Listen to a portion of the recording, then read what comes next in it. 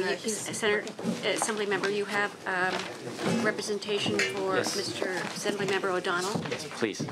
Okay. Thank you very much. Item 20. Yes, thank you very much, Madam Chair. I'll be brief to present this bill on behalf of Assembly Member O'Donnell, Assembly Bill 2246, which will help teachers and students understand the issues of suicide. Certain students are at higher risk of suicide than others, and this bill would require all districts to adopt a suicide prevention policy and create guidelines for this. We respectfully ask for a vote, and with me, I have other individuals to testify in support. Thank you. Please, in support of the bill. Good morning, Madam Chair and members. Joe Michael for Equality California. We are proud to co-sponsor this bill with the Trevor Project. And I will be brief and just note that according to the CDC's 2015 data, 17% of students in grades 9 through 12 report having seriously considered suicide, and 8% report having attempted suicide one or more times in the past 12 months.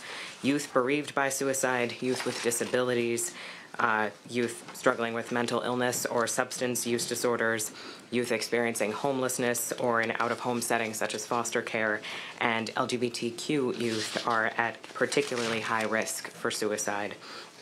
The bill points out these high-risk groups to ensure that these young people are not overlooked and to guide schools to address their needs specifically.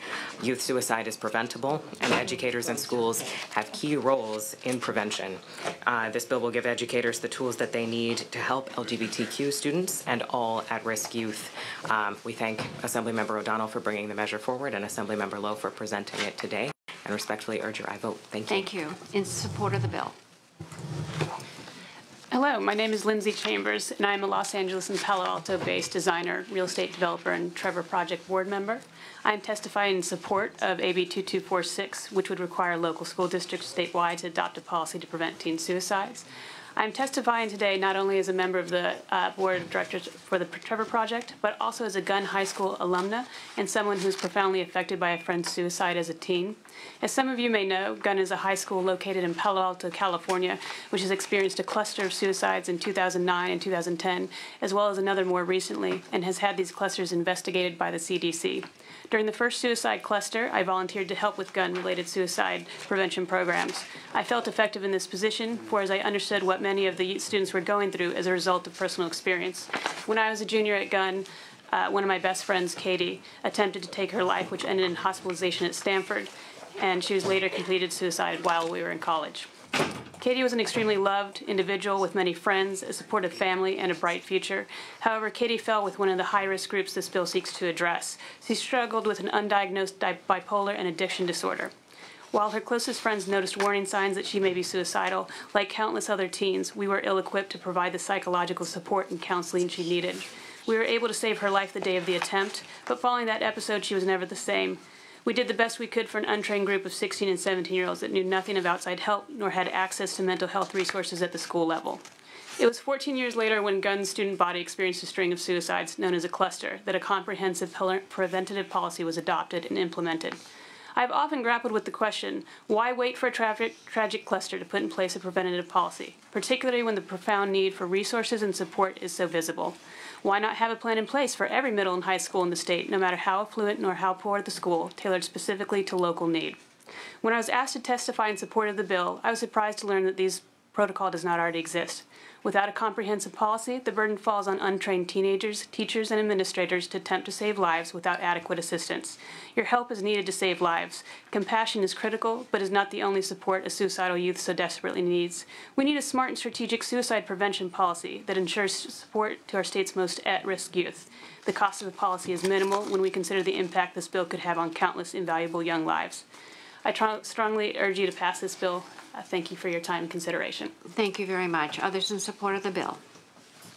Hi, Shireen Walter from the California State PTA, and we're strongly in support of this bill. Thank you. Rebecca Gonzalez, National Association of Social Workers, California Chapter, in support.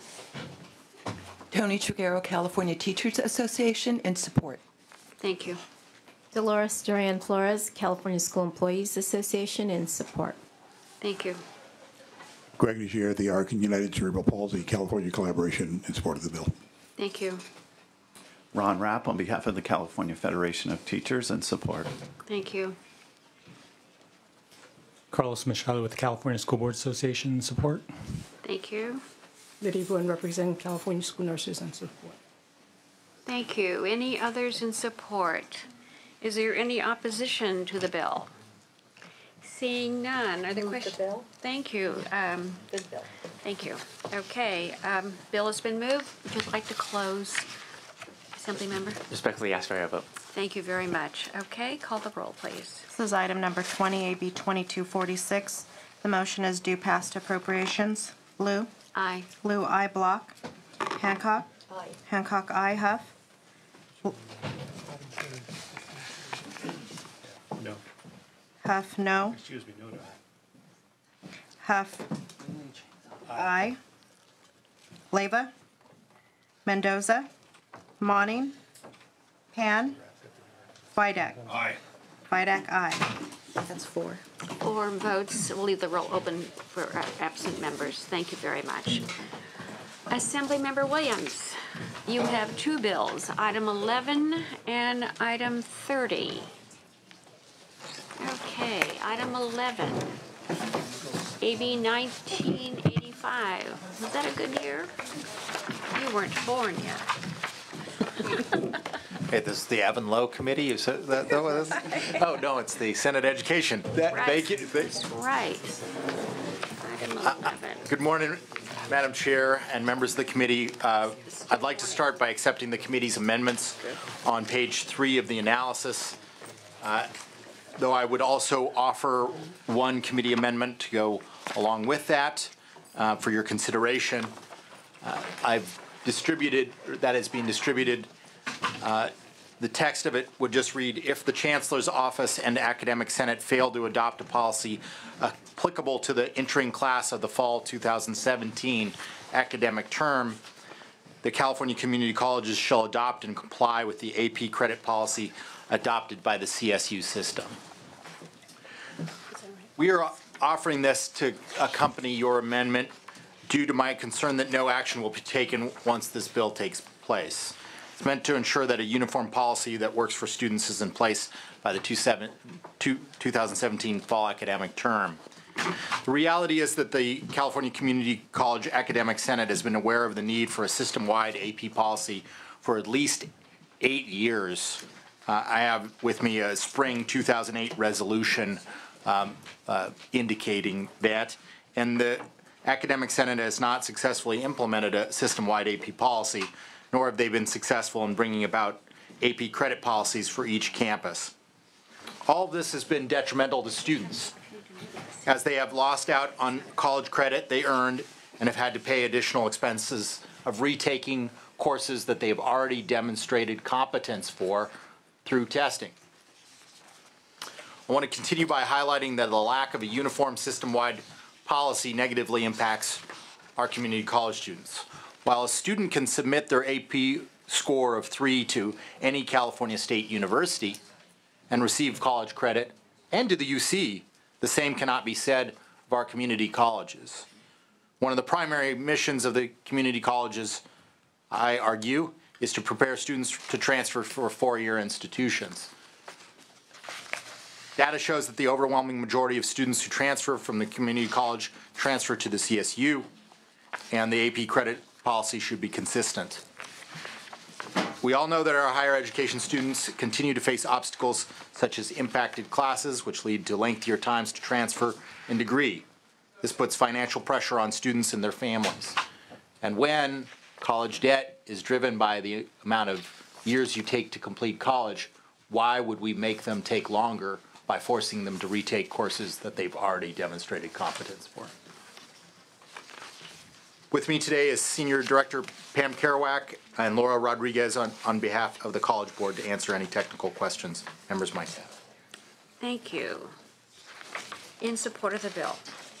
Hi, I am Pam Kerouac, and I am in support of, thank you, I'm in support of the bill, and I urge your support.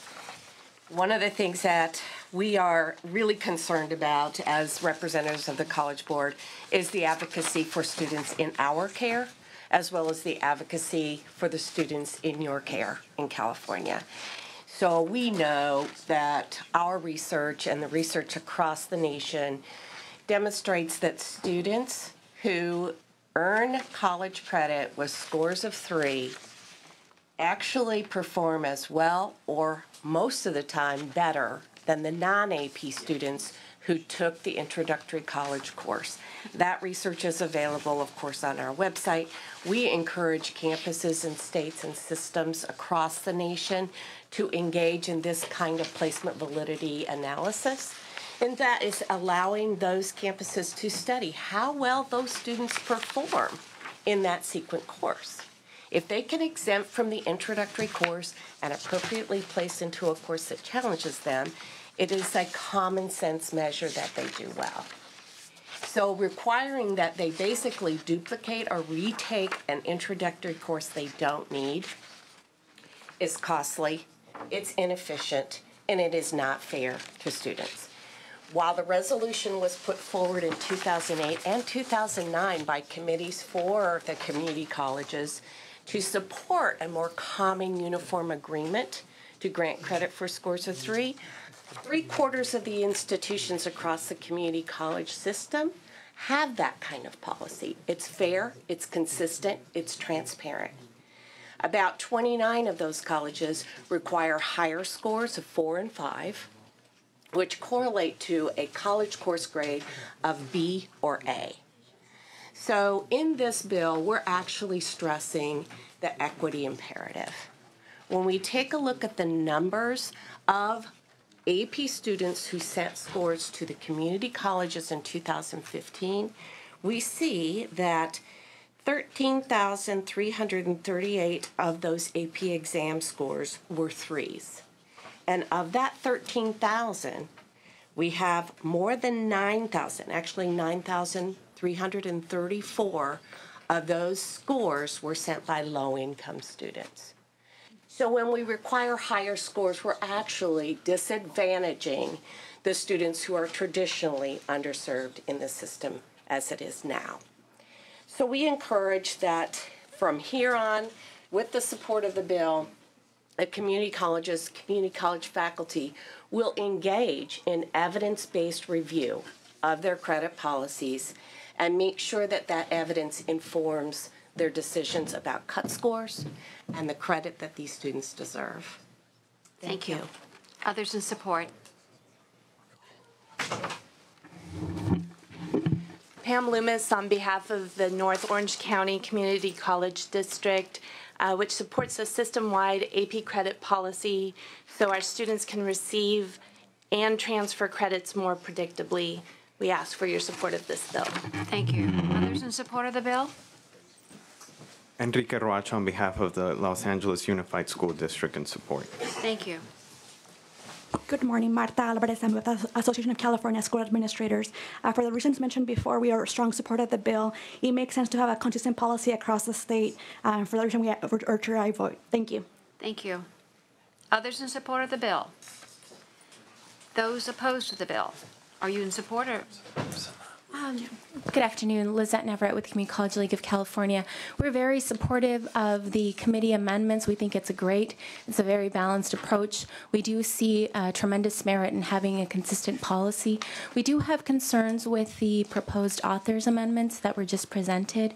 Since 3/4 of our colleges already have a policy, moving the rest of the colleges so that we all have a consistent policy is very feasible under the timeline that is outlined by the Senate committee.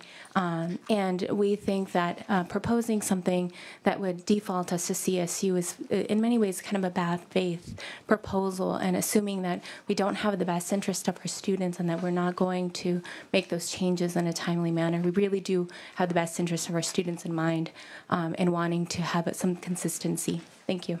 Thank you. Matthew Canty with the Faculty Association of California Community Colleges. Thank you, Madam Chair. We'd like to thank the author and the committee staff for responding to the concerns we had with the bill, and we look forward to continuing the conversation when the final bill is in print. Thank you. Is that an opposition or support? We will confirm a position after we see the bill in print. Thank you. Thank you. Good morning, Madam Chair, members of the committee. My name is Craig Rutan. I'm a member of the Executive Committee of the Academic Senate for California Community Colleges, here representing the Academic Senate. The Academic Senate first wants to thank the committee for their work on this piece of legislation, removing the requirement to grant academic credit for any AP test, current or future, where a student scores a 3 or higher. The Academic Senate is very much in favor of students receiving credit for AP exams that they have earned, and we agree that a clear policy will be useful. We think the proposed amendments are very much moving in the right direction to create a positive policy for our students. We thank we thank you for your consideration. We are not opposing. We remove our oppose at this time, but we are not ready to support the legislation yet. Okay. Thank you. Any other opposition to the bill? Seeing none, are there any questions from members? Senator Monning. Thank you. I'm sorry I missed the first part of the That's presentation and questions, so I just want to be clear. The author has accepted the committee amendments. Yes, and then he offered amendments of his own, which you got a copy of. Yes. So the bill before us includes the committee amendments and the proposed author's amendments. Yes. Is that correct? Although there's no motion yet. Yes, but we don't have a motion. Okay. I'm prepared to move the bill. Okay, any other question from members? Senator Huff, you look like you have something to say. No, I always have something to say. I know. Not at this moment. Okay. Thank you for checking. No, thank you. Assemblymember Williams, would you like to respond, I think, to the league, who was a little... Yeah, that was a little accusatory. I do not pronounce judgment as to why it has been 8 years and nothing has been done. I just know that the best indication of what people will do in the future is what they've done in the past, which has not successfully completed the task of creating a system-wide policy. I do not want the committee's amendments, because I know that you do not intend the committee amendments to be an excuse for further delay. So I would like there to be essentially a provision that pushes them to get the job done. And I do think that a default position of the academic standard to the institution that most of their students are trying to get to is not preposterous.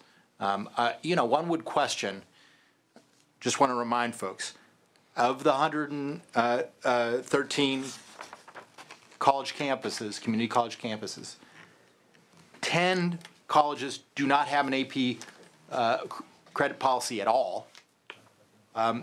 24 require a 4, which is essentially equivalent of a B, and 6 colleges required a 5, right? So 6 colleges, basically, you can't move forward unless you got an A. I don't know how many of us would have gotten here if we had needed to get an A on everything along the way. So let alone what it's doing to all the working class students out there that need to complete their education in a timely fashion and not run up high debt. So I think it's okay to have a little, fire under them to get the job done. Members, any comment? Senator Monning has moved the bill. Is that your close? That is my close. I respectfully ask for your aye vote. Okay, so I hear the Academic Senate took a neutral position? Is that? They removed their opposition. They moved their opposition. We are taking a neutral position until we view the final written copy of the bill. The same thing with the Faculty Association. Okay, well, the bill, I was going to say yes, that is correct. yes, okay, all right. Well, I would recommend that the bill move forward, and according to my notes, this is a bill that has support on both sides. Call the roll. This is item number 11, AB 1985. The motion is due pass as amended to appropriations. Blue? Aye. Blue, aye. Block? Hancock? Huff? Huff, aye. Leyva? Mendoza? Monning? Aye. Monning, aye. Pan? Vidak? Aye. Vidak, aye. 4-0. 4-0. We'll leave the roll open for our absent members. Okay, you have one more bill, item 302845. Thank you. Item 30. Madam Chair, this bill will ensure that school employees will be provided school site and community resources for students who are subject to discrimination and bullying based on actual or perceived religious affiliation. This will allow our students to provide the assistance and support they need when faced with school bullying and discrimination. Additionally, this bill requires the Department of Education to include information on bullying and discrimination based on religious affiliation on its website.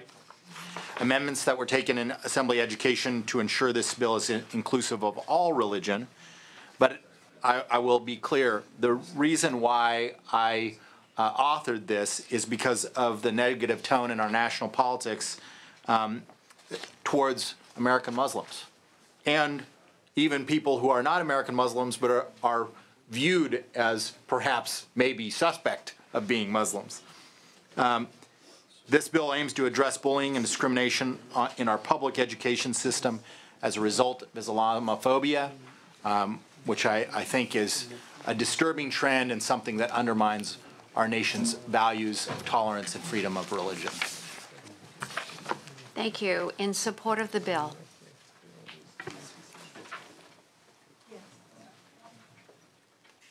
Good morning. My name is Harjeet Kaur. I'm the Community Development Manager for the Sikh Coalition. The Sikh Coalition is an organization that was started on the eve of 9/11 after the first hate crimes occurred in New York. It was started to combat the hate crimes and give a response and support to law enforcement to help deal with some of the issues. A primary focus of my position in California is dealing with bullying and discrimination in California schools. The Sikh Coalition has conducted numerous surveys across the state and across the nation, and CARE has done similar surveys as well. And in these surveys, we found that over 50% of Sikh and Muslim students in K-12 schools are bullied on a daily basis, over 50%. We are very, very much in support of AB 2845 for the reasons that Assemblymember Williams stated. We believe that students are entitled to a safe and secure learning environment, and this bill will create a circumstance where people from our organizations can provide resources to educators, parents, and staff so that we prevent bullying. We believe very much in restorative justice, and we find that in K-12 schools, when we provide awareness, when we provide resources, a lot of the bullying decreases, and we want to have the opportunity to do that. So we request your aye vote here today. Thank you very much. In support of the bill.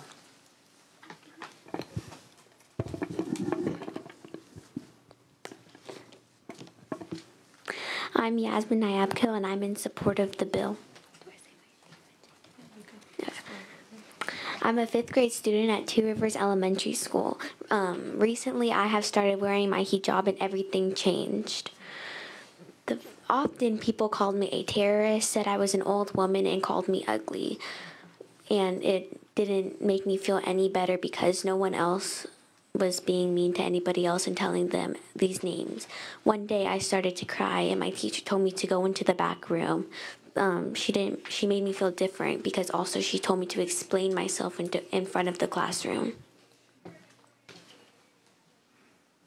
And I'm Yasmin's mother, Valerie Nayabkil, and I am also in support of the bill as a parent. I think teachers and staff should be educated when diversity is involved.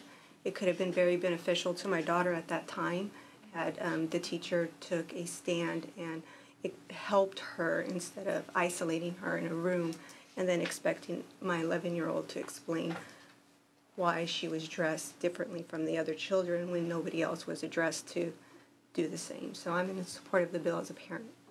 Thank you very much. Thanks for coming. Any others in support of the bill? I wanted to also pass over one of the surveys we conducted for your reference, if you would like to do that. If you'll hand it to the staff person. Thank you. Please, thank you. Andrew Medina of Asian Americans Advancing Justice California, one of the co-sponsors of the bill and support. Thank you. Saad Soelam on the behalf of CARE Sacramento in support of the bill. Thank you. Thank you.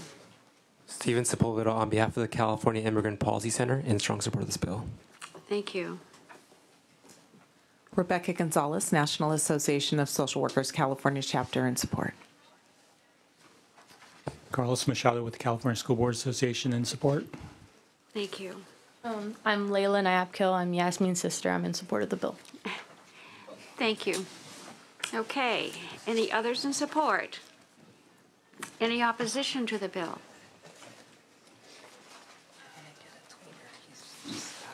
Greg DeGere with the ARC and United Cerebral Palsy. We are not in opposition. We're supportive amended to include kids with disabilities in the same category.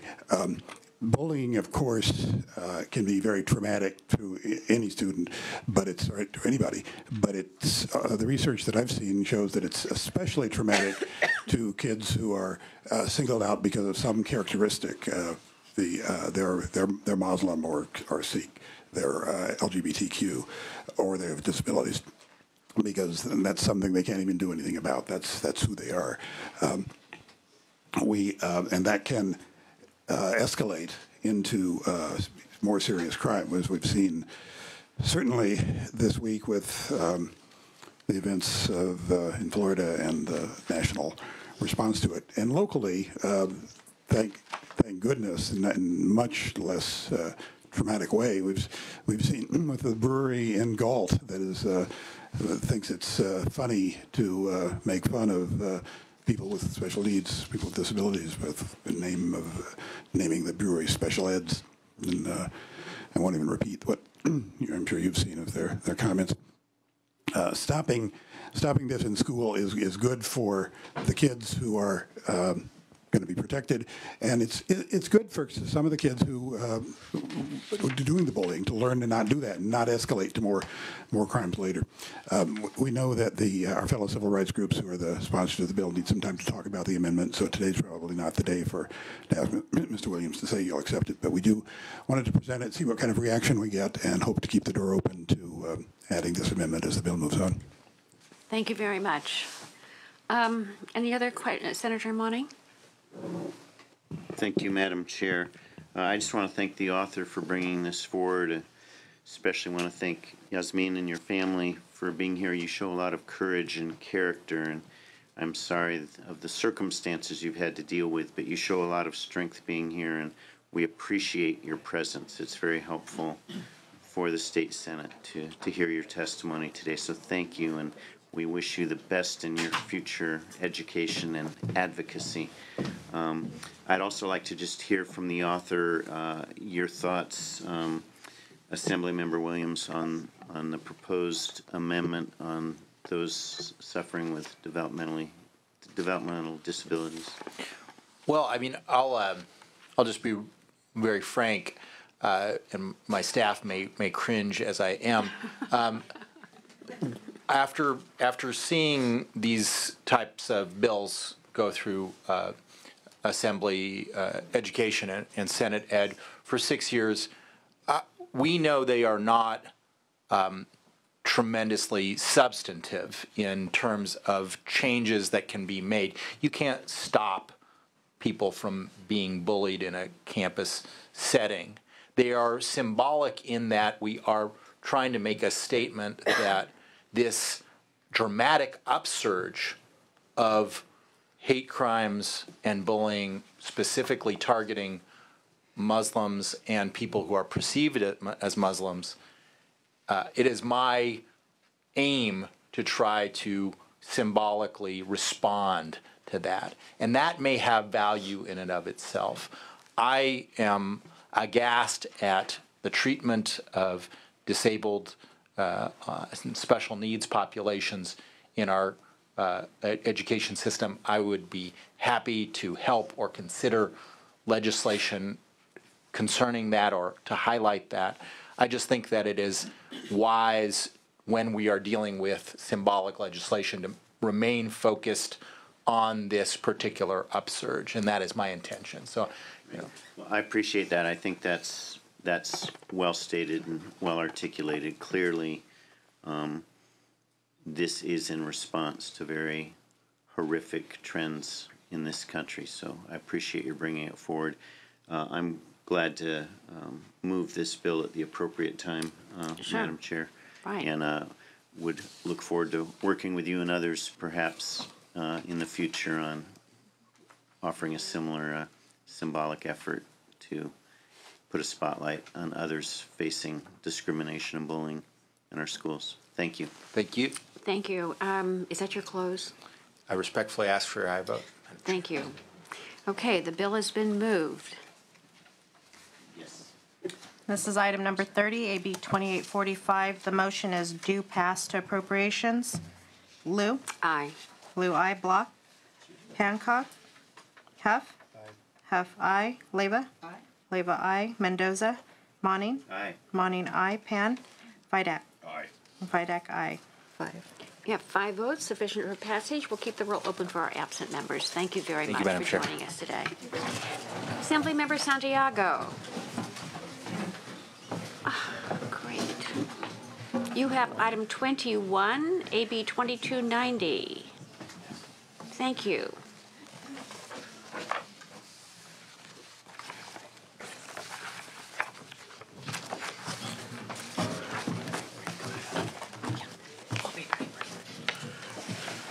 This is also a bill with support on both sides. Thank you. Thank you, Madam Chair, and I'd like to be brief, noting that there is no opposition, and I'd like to first begin by accepting the committee's amendments, and I look Great. forward to continuing that work. AB 2290 authorizes superintendent of public instruction to recommend to the State Board of Education modifications to the context standards in rural languages. I have one witness. Okay, great. Thank you. Thank you, Madam Chair. Kathy Lynch, representing the California Language Teachers Association, which is a multicultural professional organization of educators.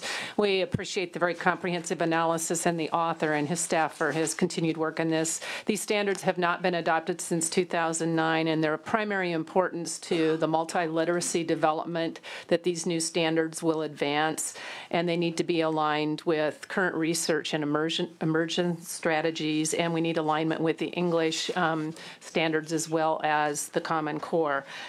Lastly, it's critical to the development of career technical and 21st century skills as the young people move into the global workforce, and we urge your support. Thank you very much. Thank you very much. Others in support of the bill? Enrique Rocha with the Los Angeles Unified School District, and we're in strong support of the measure. Thank you.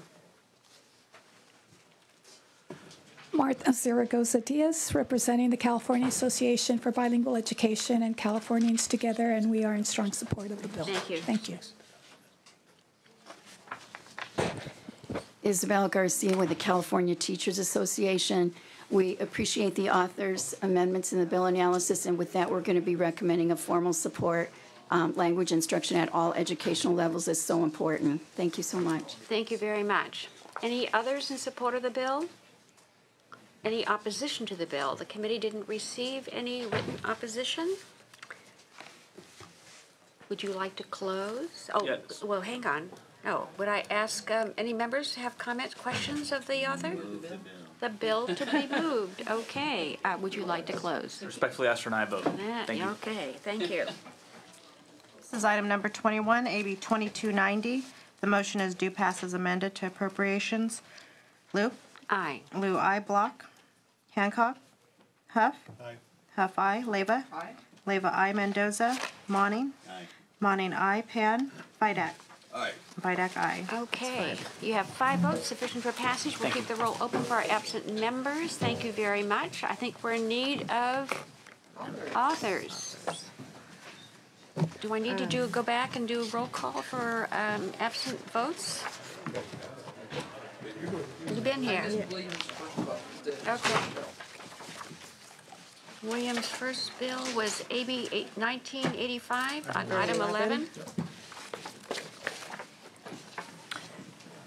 AB 1985, the motion was due pass as amended to appropriations. The vote is 4-0, chair voting aye. Block? Hancock? Leyva? Aye. Leyva, aye. Mendoza? Pan? Thank you. 5. That's 5. Okay, that bill Oh, here we go. sufficient for passage. We have an author, item 24, AB 2393, Campos. 24. Welcome.